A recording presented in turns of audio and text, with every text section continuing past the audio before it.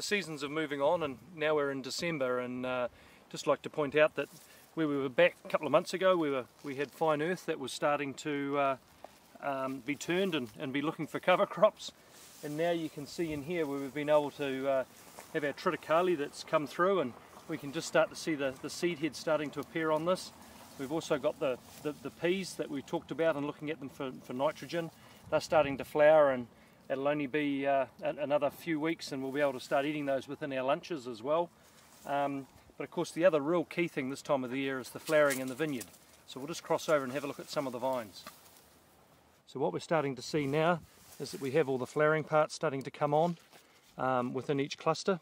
And without being too geeky and technical, we can just let you know that if I give these a wee bit of a tap, we can see in my hands here, all the caps are starting to fall off.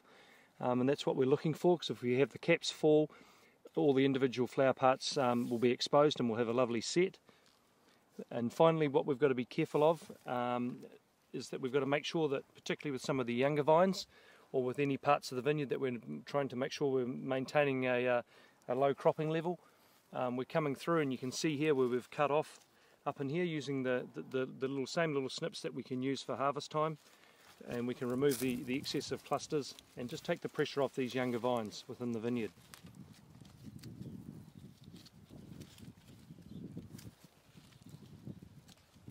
Unlike the last couple of months where we've been able to come up here and look at the animals within the yards or just out the back, now we can't, they're all further back. But this does bring on the time when we have to get ourselves out into our other part of the farm and start making hay.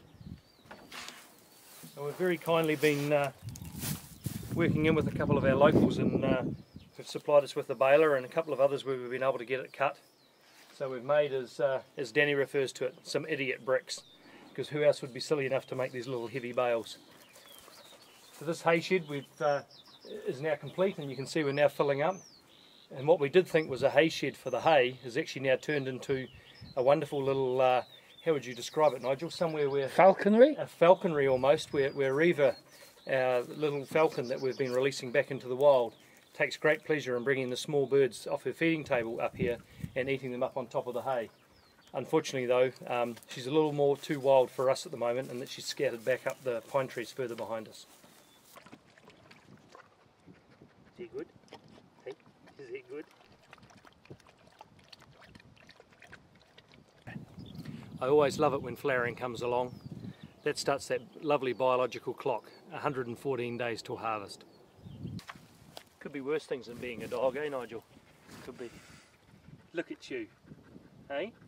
Don't you tell the neighbours you're lying in the water race.